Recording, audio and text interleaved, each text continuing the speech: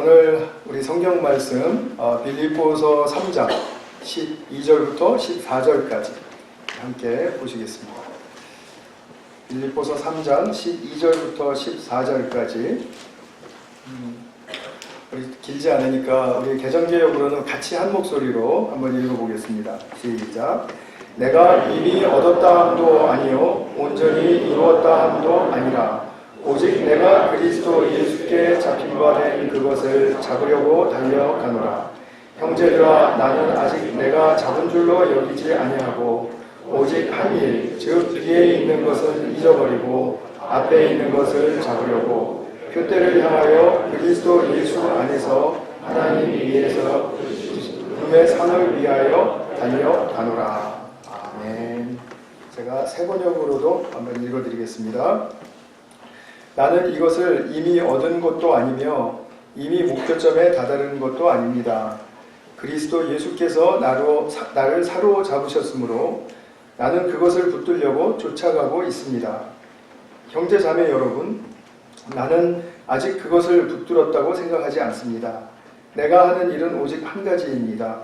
뒤에 있는 것은 잊어버리고 앞에 있는 것을 향하여 몸을 내밀면서 그리스도 예수 안에서 하나님께서 위로부터 부르신 그 부르심의 상을 받으려고 목표점을 바라보고 달려가고 있습니다. 지난주에는 그리스도인이란 어떤 존재인가라는 그런 이제 화두로 시작을 했는데, 오늘은 비슷하게 이제 교회란 어떤 존재인가라고 좀 질문을 던지면서 설교 말씀을 시작하려고 합니다. 이 세상에 교회가 정말 필요할까요? 여러분, 솔직한 대답을 듣고 싶습니다. 주님께서는 이 땅에 교회를 무엇을 이루려고 두셨을까요? 교회는 우리가 의무적으로 꼭 나가야 되는 곳입니까? 아니면 가고 싶을 땐 가고 가기 싫으면 안 가도 되는 곳입니까? 이 답에 대한 좀 시도를 하고 싶으시다면, 제가 지난주 지지난주 통해서 말씀드린 크리스찬은 이 길도 아니고 저 길도 아니다, 제3의 길이 있다 라는 그 말씀 속에서 한번 찾아보실 수 있기를 바랍니다. 교회는 의무적으로 가는 것도 아니고 또 가고 싶을 때 가고 말고 싶으면 말고 이런 것도 아닙니다. 자원해서 자기의 마음에 힘껏 나아가는 그곳이 바로 교회라는 곳이죠. 그러니까 세상에서는 답을 얻을 수가 없죠. 이런 중요한 질문들에 대해서 만약에 성경적으로 답을 할 수 있는 성도님들이 많다면 그 교회는 성경적으로 부흥한 교회일 것입니다. 자꾸 이제 제가 제 이야기를 말씀드려서 좀 죄송한데요. 저는 대학교 3학년 때 이제 미국에서 테네시의 한 작은 이민교회를 나가기 시작하면서 신앙생활을 시작을 했습니다. 그때 제 인생에 대학교 3학년, 4학년 이 나이가 지금 우리 20대 청년들이 많이 겪는 것처럼 가장 좀 많이 힘들고 어려웠습니다. 영어도 딸려서 전공 그 학업을 따라가기가 너무 힘들었던 게 가장 컸는데 해도 안 된다는 거를 그때 많이 절감을 했습니다. 그런데 그렇게 어렵고 힘든 시기였는데도 불구하고 또 그 시기가 저희 인생의 가장 복된 시기이기도 했다라는 그런 모순적인 저희 개인의 역사를 가지고 있습니다. 우리가 엊그저께 이제 금요일 디모데 청년 모임에서 이제 회장, 부회장 맡은 우리 형제 자매들에게 이제 자신을 소개하고 좀 간증을 부탁을 했어요. 해달라고. 그랬더니 둘 다 자신의 그 삶 속에서 어려웠던 것, 참 굉장히 힘들었던 어떤 그런 부분들, 거기서 난 주님 만났고 또 나는 그때는 몰랐는데 주님이 그때 나와 함께 하셨다는 것을 발견하고 난 다음에 오는 감동은 더 큰 것이었습니다. 그리고 또 형제 자매들의 격려를 힘입어서 제가 지금 이 자리에까지 오게 되었습니다 라는 그런 간증들을 들었을 때 이것은 제가 지금 저의 간증을 말씀을 드렸지만 저만 해당하는 것은 아니다 라는 그런 생각이 듭니다. 근데 제 인생의 어떤 단체, 그러니까 교회라는 그런 그 모임에 들어가서 이렇게 즐겁고 또 위로가 되는 적은 없었던 것 같아요. 그 교회 생활을 제가 돌이켜보면 제가 얻은 유익은 뭘까? 교회를 통해서 얻은 유익이 뭘까? 곰곰이 생각해보면 이제 제가 정리할 수 있는 이제 짧은 그 말은 무엇이냐 하면 주님께 기도하고 나의 인생을 맡기는 법을 배웠다 라는 것입니다. 이것은 제 삶에 이전에는 없었던, 저는 불교 집안에서 태어났고 또 교회랑은 전혀 상관없는 그런 문화 속에서 자라왔기 때문에 대학교 3학년 때 미국에서 교회 다니기 전까지는 전혀 기독교에 대한 그런 인식도 없었고 저는 문제의식도 없었고 아무 개념이 없었어요. 기독교에 대한. 근데 기독교에 들어오면서부터 제가 발견했던 것은 이건 너무나 중요한 것이로구나. 내가 어려울 때 기도할 대상이 있다라는 것, 그리고 그 기도할 대상에게 나의 삶을 맡길 수 있다라는 것, 이것은 어떻게 보면 막연하고 힘든 일처럼 보이지만 그러나 굉장히 중요한 일이구나. 이렇게 사니까 사라지는구나. 그것을 터득하면서 저의 삶에 큰 고속도로가 뚫리는 느낌이었었어요. 저는 이것이 저의 인생의 큰 선물이라고 생각을 합니다. 다른 좋은 선물들도 많겠지만 주님이라는 절대자, 창조주, 또 구원주, 완성자, 이런 분에 대해서 내 자신을 맡기고 기도할 수 있다는 것, 또 그리고 예수님 때문에 그런 힘든 시기 속에서도 희망의 빛이 분명하게 보였다는 것, 그 빛이 밝지는 않았지만 그러나 분명히 보였다는 것, 그것은 분명히 미래의 소망이 있다는 뜻이니까. 그래서 저는 그것이 참으로 소중한 선물이었다라고 그렇게 고백할 수 있습니다. 근데 더 중요한 것은요, 제가 그 선물을 받고 난 다음에 그것이 끝이 아니라 계속해서 주님께서 부어주시는 더 많은 선물들이 있더라는 거죠. 근데 그 많은 선물들은 제가 편하고 행복하고 만족스러울 때만 오는 게 아니라 어쩌면 힘들고 어쩌면 더 안 되고 또 난관에 부딪히고, 그리고 이거는 도무지 제 힘으로 해결할 수 없는 문제들, 지금도 계속되고 있는 문제들, 이런 문제들 계속해서 맞이하고 겪고 있는 가운데 그 선물들이 부어지고 있다는 사실을 발견하게 되면 정말 저는 조금 좀 많이 감동하는 편입니다. 주님께. 그래서 교회가, 앞서 제가 첫 질문을 드린 것, 교회는 무엇 때문에 있는가? 무엇을 이루기 위해서 있는가? 라는 그런 질문을 받을 때 저는 서슴없이 한 질문을 확신 있게 드릴 수 있을 것 같아요. 그것은 교회는 무슨 사명을 감당하고, 당연히 맞습니다. 그 일 해야 합니다. 전도하고 선교하고 또 우리가 정말 서로 돕고 사랑하고 지역사회에 나가서 봉사하고 하는 그런 많은 일들을 해야 돼요. 해야 되는데 먼저 제가 확신 있게 교회가 존재하는 이유를 드리라고 한다면 그것은 주님의 선물을 먼저 교회에 채우는 일, 먼저 채우기 위해서 교회는 존재한다는 사실이죠. 하나님이 예비해 놓으신 이 세상에 있는 많은 사람들이 받지 못하는 그러한 하나님의 선물들을 먼저 우리가 자기 삶에 채우고 교회 공동체에 채우고 이렇게 선물들을 많이 채워놔서 정말 내적으로 강건하여지고, 그리고 이 믿음과 소망과 이 사랑이라는 측면에 있어서 우리가 그것이 무엇을 의미하는가를 깊이 헤아리면서 서로 격려할 수 있는 그런 공동체가 된다면 하나님의 선물이 이미 많이 부어진 증거라고 말할 수 있겠죠. 먼저 하나님의 선물을 이 땅에 채우기 위해서 교회는 존재합니다. 우리는 그렇기 때문에 그 선물을 받고 채울 수 있는 좋은 그릇이 되어야 되겠죠. 사도 바울도 그랬습니다. 사도 바울도 이 선물을 상이라고 표현을 하면서 오늘 본문에 보면 부르심의 상을 위하여 라고 표현하고 있죠. 그래서 오늘 이 이야기를 제가 본문을 중심으로 해서 이제부터는 선물이 아니라 상이라는 말로 바꾸어서 제가 좀 설명을 해나가도록 하겠습니다. 하나님이 주시는 상이 있습니다. 이 상 얘기는 굉장히 많아요, 성경에. 근데 자꾸 이건 상이라고 아니라고 생각하고 읽어서 아마 안 보일지도 모르겠다는 생각이 많이 듭니다. 근데 누구나 상을 좋아하지 않는 사람은 없잖아요. 자기가 노력하고 애썼습니다. 그래서 결과를 얻었는데 그 결과에 대해서 많이 인정해주고 칭찬해주는 표시로 상을 준단 말이죠. 그 상을 받게 되면 그것처럼 만족스럽고 기쁜 일이 어디 있겠습니까? 난 좀 부족한 것 같은데, 사람들 좋아하는구나. 아니면, 이게 도움이 되는구나. 이렇게 생각하면 굉장히 자기 자신에게도 기쁨이 되겠죠? 자부심도 생기고요.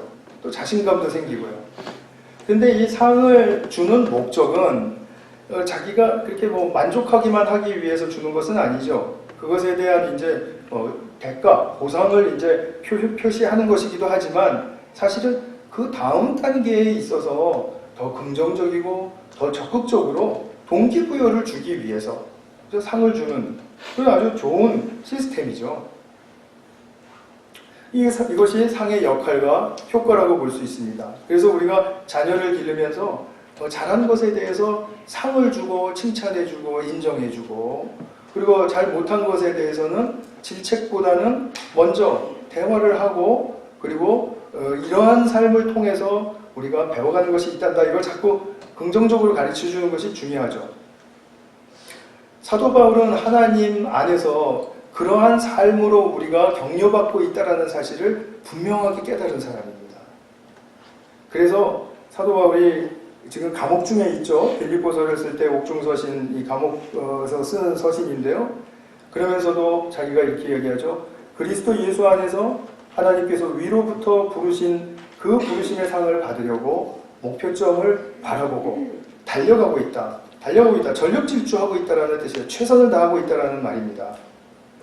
바울은 자신이 예수님 안에서 하나님의 사랑받는 아들이라는 그 새로운 신분을 얻었다는 것을 그리스도 안에서 알게 됐습니다. 그토록 율법에 충실했고 그리고 율법을 잘 지켰던 사람이지만 그전에는 잘 몰랐던 그 자기가 하나님의 자녀라는 사실에 대한 새로운 자각이 있었어요. 물론 구약 백성들에게도 하나님의 자녀라는 그런 의식이 있습니다. 그래서 바울은 그걸 새롭게 발견한 사람입니다. 그것이 얼마나 위대한 일인지를 알았어요. 그리고 그 하나님의 사랑받는 아들로 부르심을 받았다면 어떤 삶을 내가 어떻게 살아야 하는가를 알아가기 시작했습니다. 그래서 그는 자기가 살고 있는 모든 그 삶의 소명의 과정 속에서 핵심적인 가치를 발견하게 되는데 그 핵심적인 가치는 다른 성경에도 많이 나오지만 골로새서 1장 28절에 나옵니다. 뭐라고 말씀하냐면 한번 같이 읽어볼까요? 시작. 우리는 이 그리스도를 전합니다. 우리는 모든 사람을 그리스도 안에서 온전한 사람으로 세우기 위하여 모든 사람에게 권하며 지혜를 다하여 모든 사람을 여기서 가장 중요한 말은 그리스도 안에서 온전한 사람으로 세우기 위하여 우리는 그리스도를 전한다. 이런 말을 하는 거예요. 딱 전해놓고 이게 이제 받고 말고는 너 네 책임 이렇게 하는 게 아니라 이제 교회에 들어왔으면 믿고 교회에 들어왔으면 이제 그를 온전한 사람으로 세우기 위해서 이제 전심을 다한다. 그러면서 이제 뭐 권한다, 지혜를 다한다, 뭐 가르친다 이런 말을 하는 거죠. 사도 바울이 이 성도들을 온전한 사람으로 세우기 위해서 그리스도 안에서 온전한 사람으로 세우기 위해서 이제 일을 하는데 삶을 사는데 거기에 동반되는 모든 필요한 일들을 요즘 말로 하면 목회라고 해요. 목양이라고도 하고요. 또 제자화라고도 이야기합니다. 교회 특성에 따라서 또는 뭐 교회 추구에 따라서 그 말을 조금 좀 바꿀 수는 있습니다만 같은 동질의 그 명분을 가지고 있습니다. 그것은 교회에 들어온 성도들을 그리스도 안에서 온전한 사람으로 세우기 위함입니다. 그래서 제가 2주 전에 설명을 좀 드렸었는데 이제 다시 한번 복습하겠습니다. 우리가 하나님의 흠없는 자녀가 된다는 것이 무슨 말인가? 하나님의 흠없는 자녀가 된다는 것이 도덕적으로 오류가 없고 실수가 없고 나쁜 생각 안 하고 하는 존재들인가? 그런 걸 이야기하는 게 아니라 내가 설사 죄를 짓는 그러한 상황 속에 있다 할지라도 내가 그러면서도 주님을 의식하고 주님의 말씀을 따라야 한다라는 그 절절한 심정을 고백할 수 있는 사람이라면, 즉 예수님을 그런 상황 속에서도 따르고자 하는 방식과 태도와 행동이 잘 익혀지고 있는 사람이라면 그 사람이 바로 흠없는 자녀로 인정받는다라고 말씀드렸죠. 우리가 죄를 짓고 안 짓고는 문제가 안 됩니다. 하나님의 은혜를 깊이 깨닫고 그 복음의 진수를 알게 되면 우리는 죄 짓는 게 문제가 아니라 죄를 짓는 중에서도 하나님을 잊어버리는 게 더 큰 죄예요. 더 문제예요. 그렇기 때문에 하나님의 은혜는 항상 우리의 조건을 묻지 않는다라고 하시잖아요. 그죠? 그렇기 때문에 우리의 조건을 묻지 않는다는 말은 우리가 죄 짓는 상황이든 아니면 죄를 안 짓는 상황이든 상관없이 하나님의 은혜를 부어주셔서 주님을 따르도록 지금 방향전환을 시키기를 원하신다. 거기에 내가 동의하느냐, 그리고 내가 그것을 따라가느냐, 거기에 핵심이 있죠. 우리가 성도님들을 또 저도 포함해서 그런 그리스도인으로서의 흠없는 하나님의 자녀로서의 삶으로 나아갈 수 있도록 하기 위해서 일하는 모든 제반 그 사역을 목양이라고 한다는 것입니다. 아직까지 우리는 다 완성되지는 않았죠. 그러나 하나님의 흠없는 자녀로 부르심을 받기에 조건이 부족한 사람들은 아니라는 것을 기억해 주시기 바랍니다. 바울은 교회에 속한 성도들을 목양하는데 자신의 삶을 다 쓴 사람입니다.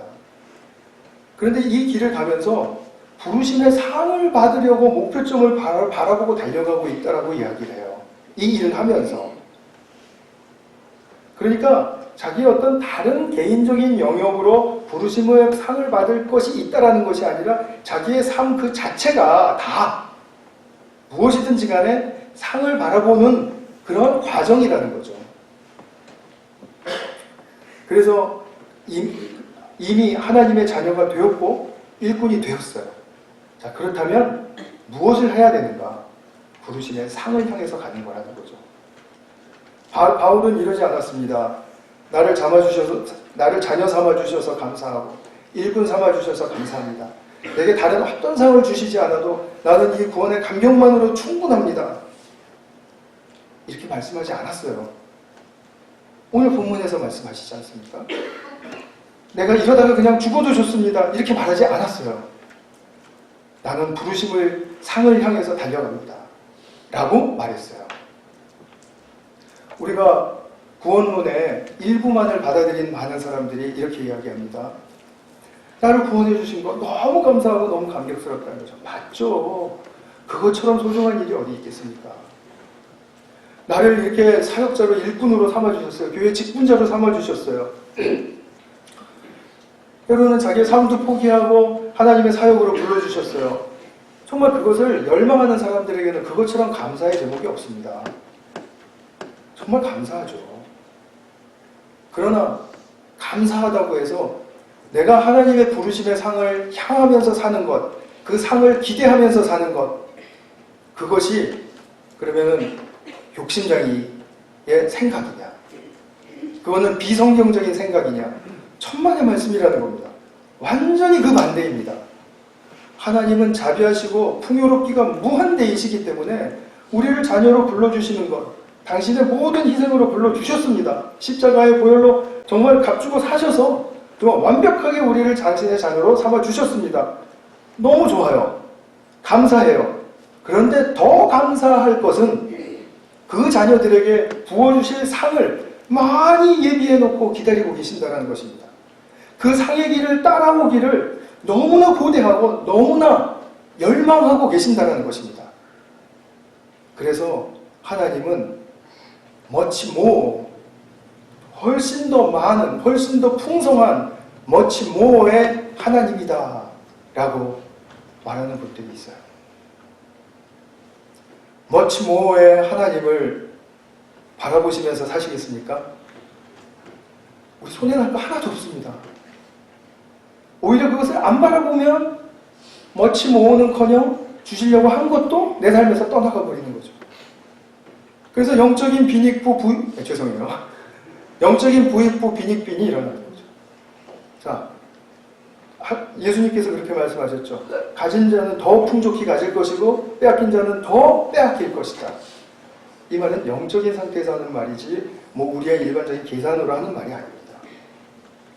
이 말씀은 정확한 말씀입니다. 그래서 나는 뭐 이러다 죽어도 괜찮아요 이런 말 하지 않고요. 부르심의 상을 받으려고 정진하고 있다라는 말을 꼭 기억하시기 바랍니다. 그런데 또 한 가지 중요한 것은 이 상은 마지막에 한 번만 받는 것이 아니라는 것입니다. 당장 오늘 우리가 예배에 참여하면서 주님께로 향한 기대가 있고, 우리 성가대 찬양이 오늘 기대였잖아요. 기대가 있고, 그리고 하나님께서 무언가 우리에게 베풀어 주실 것이 있다 라는 것을 주님을 향해서 겸손한 마음으로 내 삶에 정말 그 주님을 따르는 그런 결단과 실천이 온다면, 그러면 주님은 오늘 당장 내게 어떤 귀한 상을 베풀어 주실 수 있어요. 오늘 이 예배를 통해서도 상을 베풀어 주실 수 있고, 그러나 또 시간적으로는 상을 주시는 분의 또 주권에 따라서 그분께 맡겨진 문제니까 우리가 상을 언제 달라고 말할 수는 없고 그분이 주시는 때가 있습니다.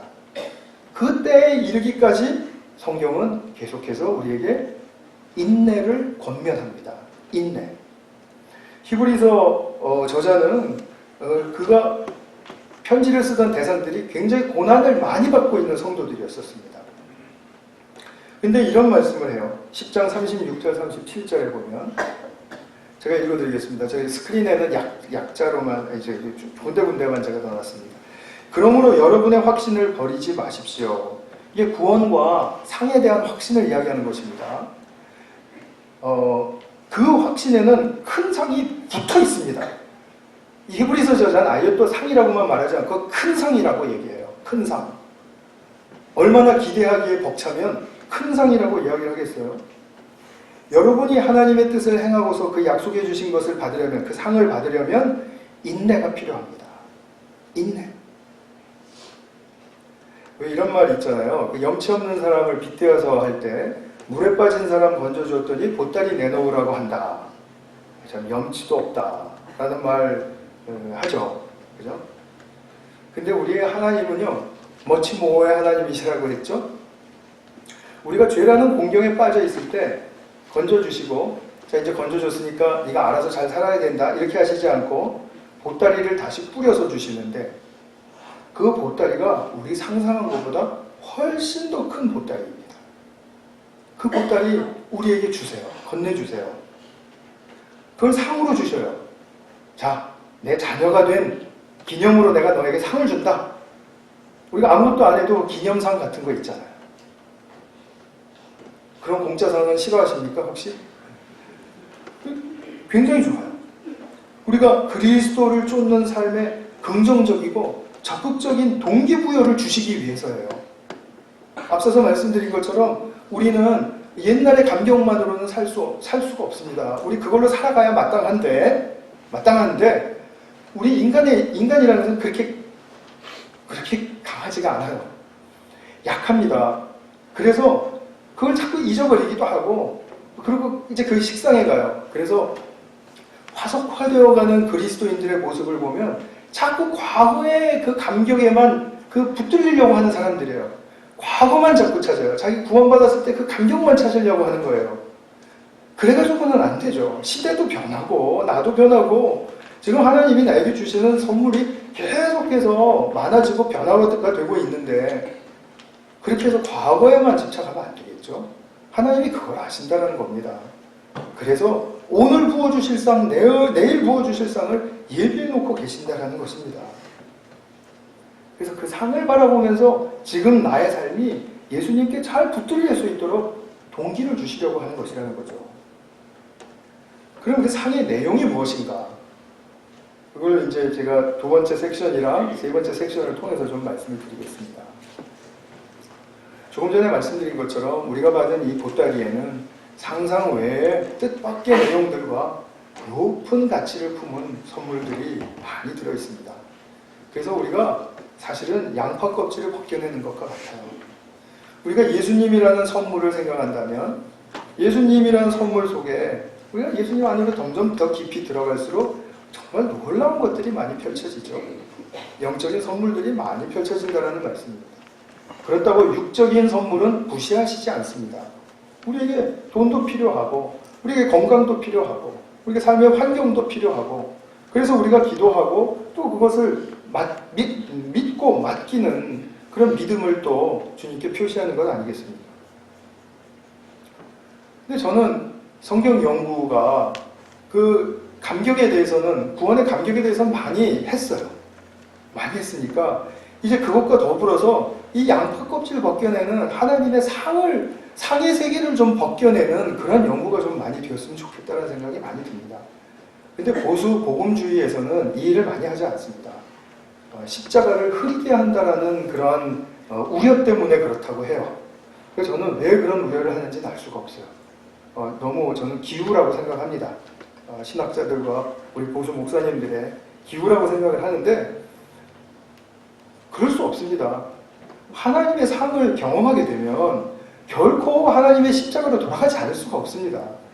예수님의 십자가만이 우리의 중심에서 정말 너무나도 찬란하고 빛나는 그런 우리 구원의 정말 사인이고 증거이거든요. 그 상을 받을 수 있는 근거로 십자가에서 따라서 나와서 전개된 것이라는 것을 우리가 알 수 있기 때문인 거죠.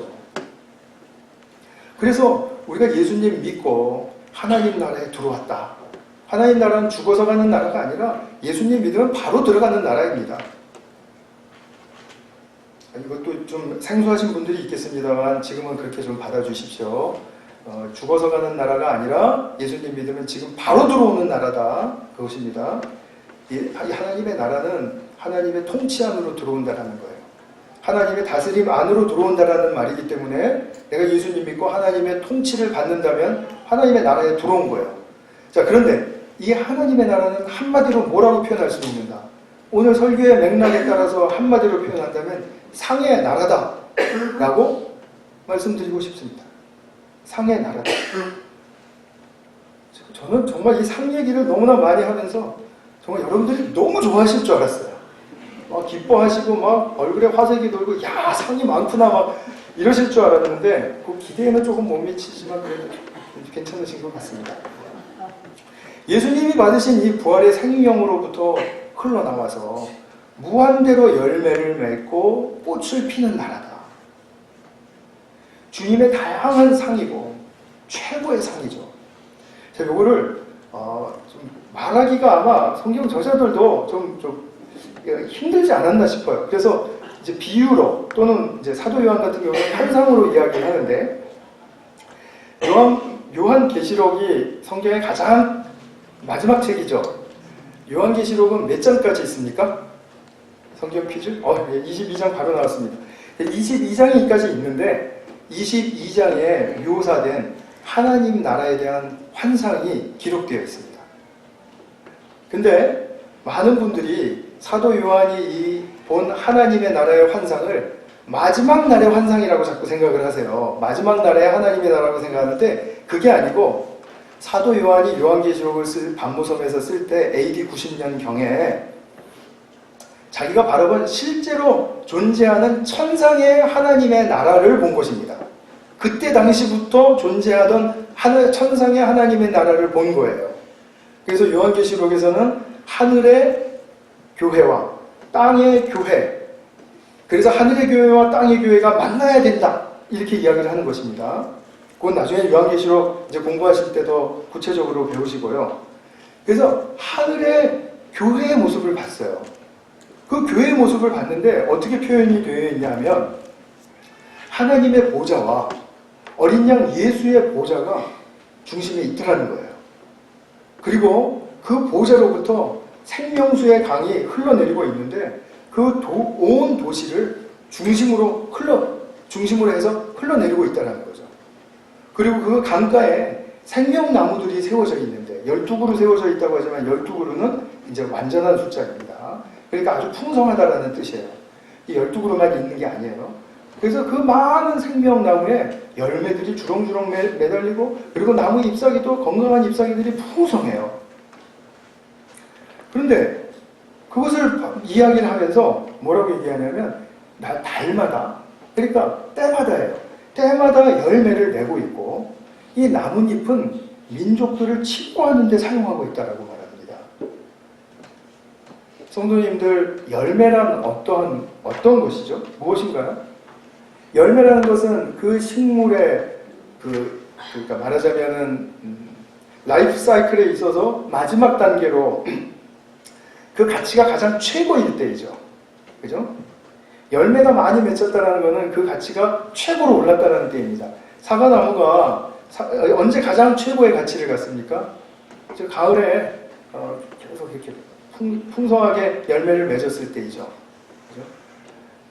요즘 아이들은 계절 과일 하면은 전혀 개념이 없대요. 사시사철 다 똑같은 과일을 먹기 때문에. 그래서 달마다 사과를 맺고라고 얘기를 해도 될 것 같아요. 성경이 맞는 것 같습니다. 구별할 필요 없습니다.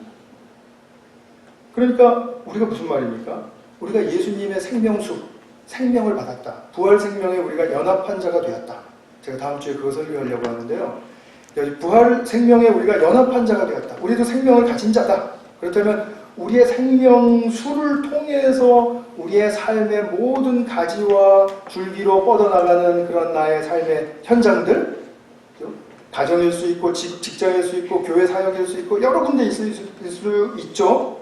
거기서 맺혀지는 열매들이 달마다 최고의 가치를 이룬다. 그 이야기죠. 세상에서 맛볼 수 없는 그런 가치죠.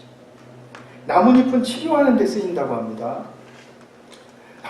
어떤 환자가 무엇을 막 이렇게 부하고 써봐도 낫지를 않는데 이것을 낫게 하는 치료제가 치료 기술이 나타났어요.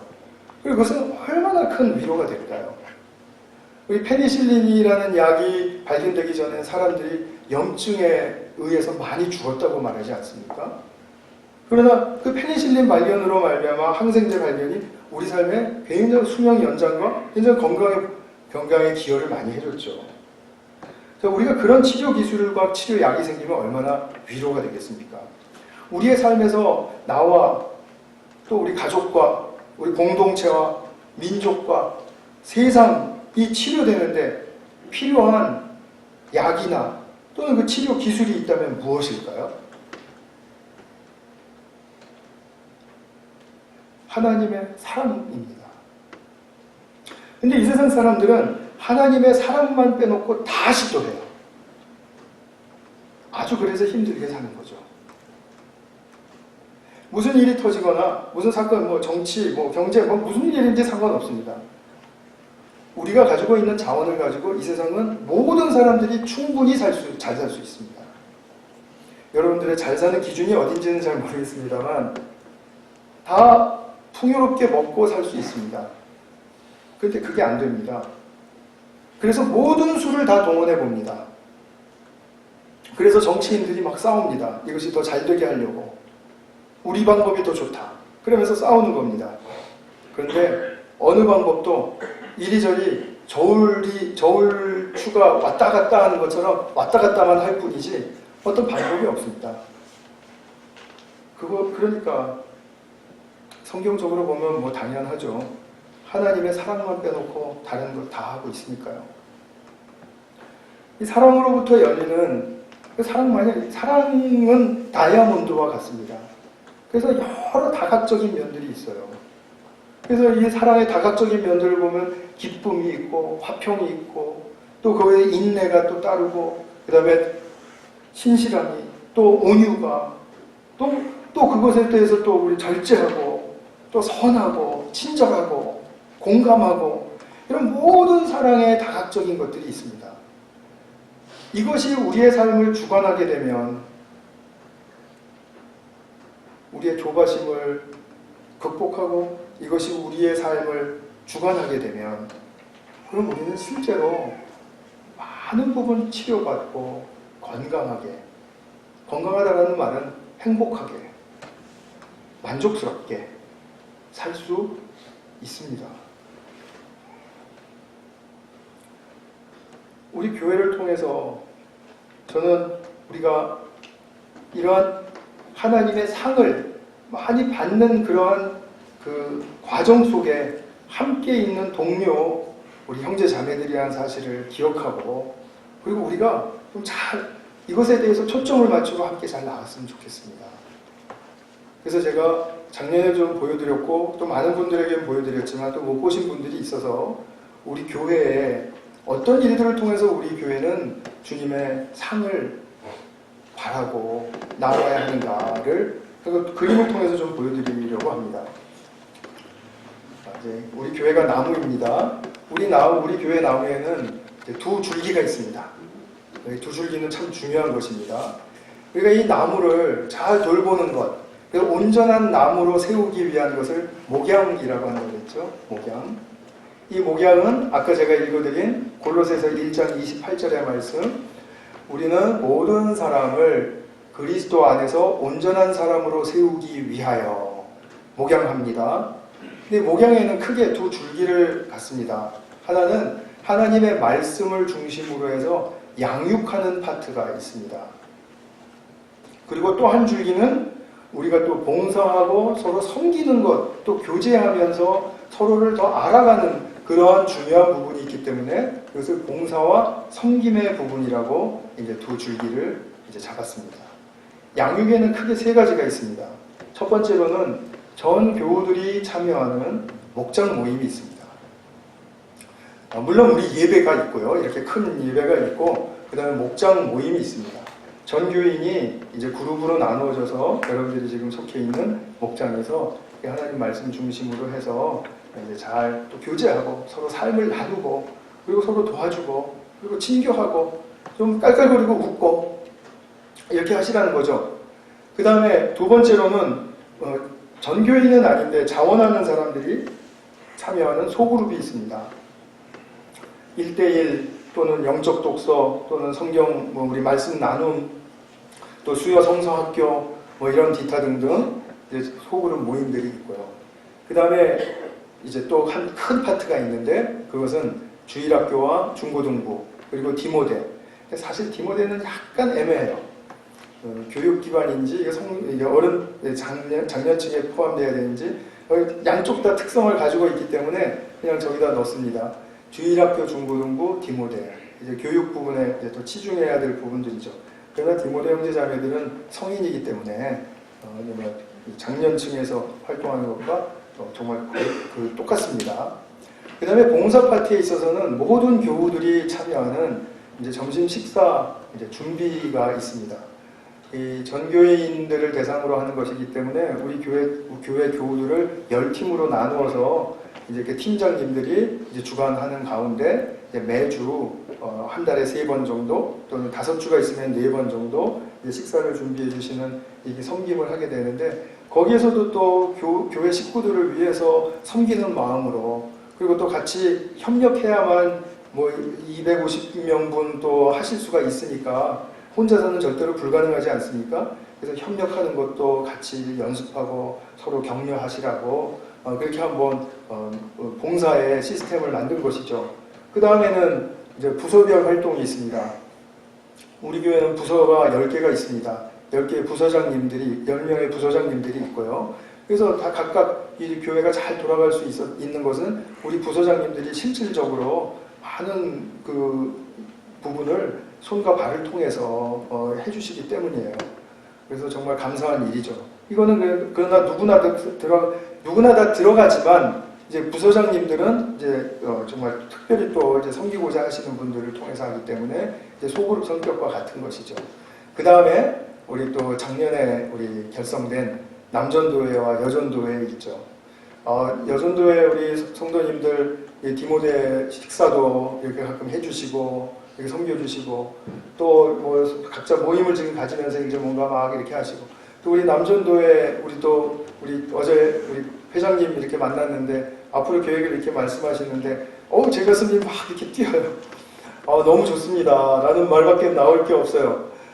그래서 우리 남전도회, 여전도회 통해서 정말 즐겁게 같이 모이고 또 활동하고 교회에 활력을 불어넣어주는 일, 또 개인적으로도 이게 또 상담도 하고 또 같이 도와주고 하는 그런 일들. 그죠? 이것이 얼마나 우리 교회가 이렇게 유기적으로 돌아가는데 필요한 일인지 알 수가 없습니다. 저 중에 중요하지 않은 일은 아무것도 없는 것 같습니다. 자, 그러면 마지막으로 우리가 이 교회가 이런 모든 지금 6개로 나눠졌지만 뭐 더 세분화할 수도 있겠습니다만 이 6개의 구조를 통해서 우리가 무엇을 향해야 하는가 이것이죠. 자, 그것은 바로 부르심의 상의 충만을 향하여죠. 이 모든 것은 우리 여기서 먼저 우리가 자기가 들어가 있는 그런 그룹에 부르심의 상을 충분히 채우기 위해서 많이 애써주시기 바라요. 그것이 이제 우리가 감당해야 할 크리스찬으로서의 뜻깊은 삶의 여정입니다. 내가 하나님의 상을 받으면 우리 가족이 축복을 받아요. 우리 가족이 축복을 받으면 또 이웃에 있는 가족들이 축복을 받아요. 또 그렇게 해서 축복을 받는 가정들이 생기면은 정말 상승 그 속도가 아주 커지는 거죠. 기하급수적인 속도로 자라가는 거죠. 그렇게 되는 것입니다. 그러나 내가 하나님의 상을 체험하지 못하고 채우지 못하면 우리 가족들은 늘 저의 눈치를 봐야 돼요. 내가 뭘 또 해줘야 되나, 또 어떻게 해야 되나. 늘 여러분, 눈치 보는 것은 사랑의 표현일 수도 있지만, 그것이 계속되면은 비건설적일 수 있다는 걸 아시지 않습니까? 그러면은 상대가 유익을 못 얻고 축복을 못 얻어요. 그런 가정들이 많아지면은 그냥 또 이렇게 주저앉는 거예요. 목장도 마찬가지입니다.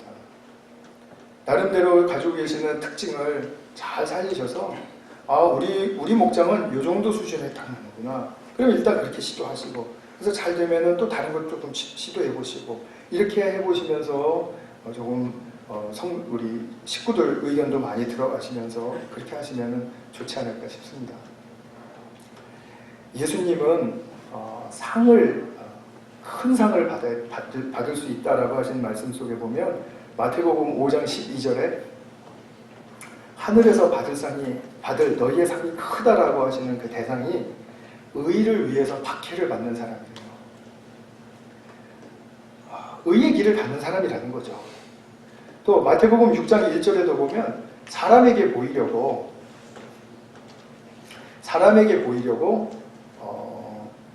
그들의 앞에서 의를 행하지 않도록 주의하라 라고 말씀하십니다. 주의하지 아니하면 하늘에 계신 너희 아버지께 상을 받지 못한다 이렇게 말씀하세요. 그래서 예수님이 말씀해 주신 것은 상을 주는 때가 있고 주지 못하시는 때가 있어요. 막 주시는 건 아니란 말입니다. 상은 또 막 주면 가치가 떨어지지 않습니다. 그래서 우리가 이 말씀을 통해서 보면 산상수훈의 아주 핵심적인 말씀인데요.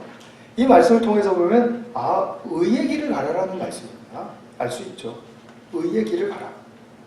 사람에게 보이려고 하는 의의 길이 아니라 하나님을 향한 의의 길을 가라.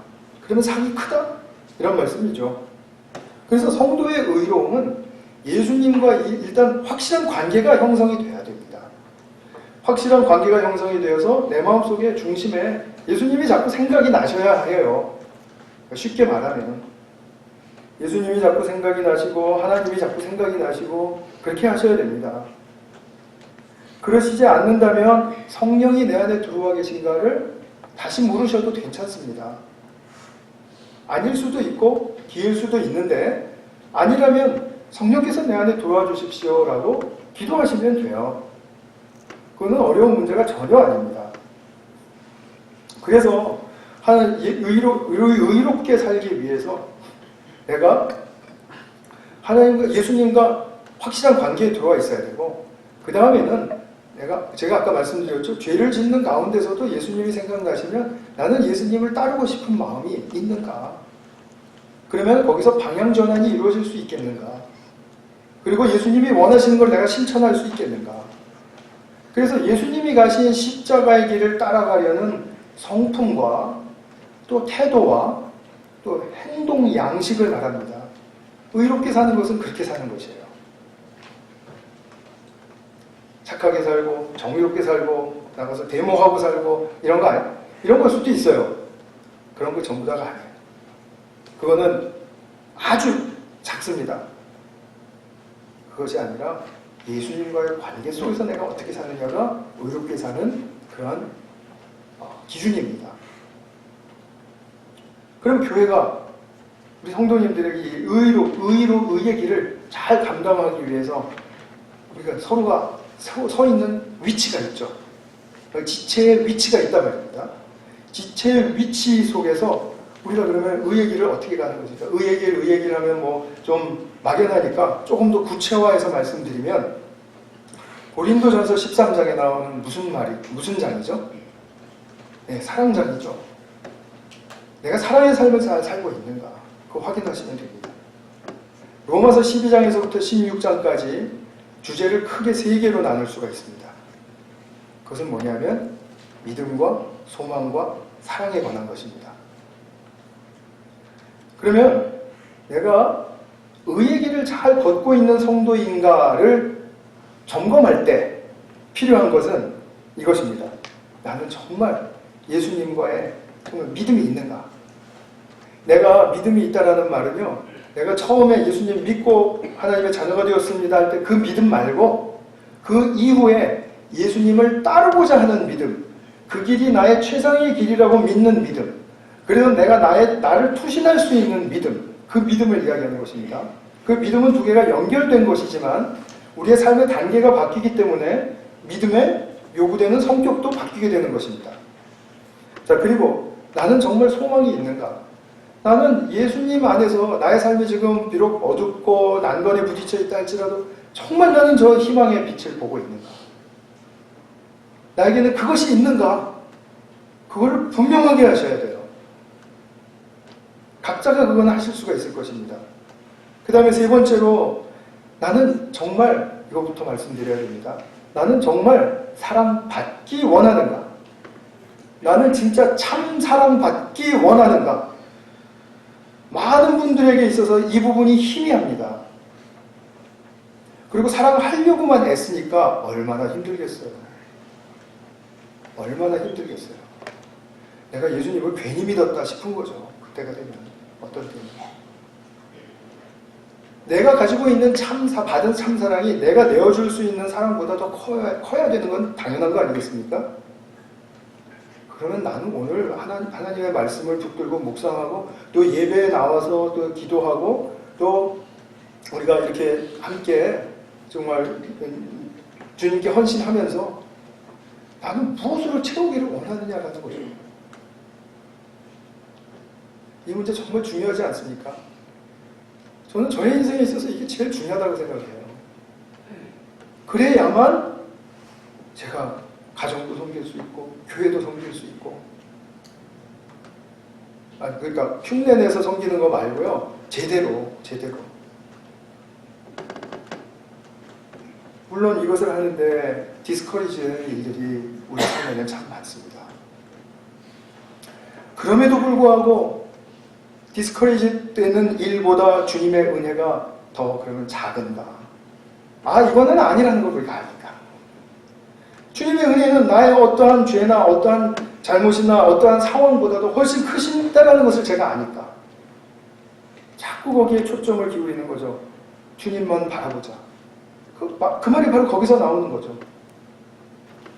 그래서 골로새서 1장 28절에 온전한 그리스도인으로 세우는데 필요한 우리의 삶의 점검표는 주님께 소망을 얻고 주님과 귀한 믿음의 관계를 정말 잘 프랙티스하고 그 다음에 예수님의 사랑받고 예수님을 사랑하고 또 예수님의 사랑하는 사람을 또 사랑하고 이렇게 사랑하면서 살 때 그것이 바로 부르심의 상을 향하여 달려가는 삶이 되는 줄로 믿습니다.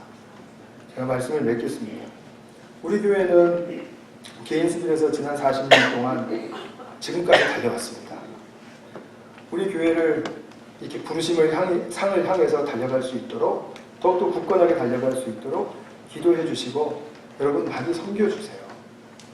그리고 주님의 부여한 부르심의 상이 충만하다라고 우리 말할 수 있는 그렇게 또 주님께 감격으로 올려드릴 수 있는 그런 우리 온 교회가 될 수 있기를 축복합니다. 네, 같이 한번 기도하겠습니다. 지금 이 시간에는 나의 삶의 동기부여가 어디에 있었는가? 정말 주님이 부르시는 그 부르심의 상 위에 있었는가? 우리 그것을 한번 생각해 보면서 기도하기를 원합니다. 그토록 상 주시기를 원하시는 우리 주님, 정말 자비하시고 그 복이 정말 무한대이시군요 라는 고백이 또한 나올 수 있기를 바랍니다. 기도하겠습니다. 참으로 크신 하나님 아버지, 우리에게 주실 그 많은 상들을 예비해 놓고 우리를 기다리고 계시는 줄 믿습니다.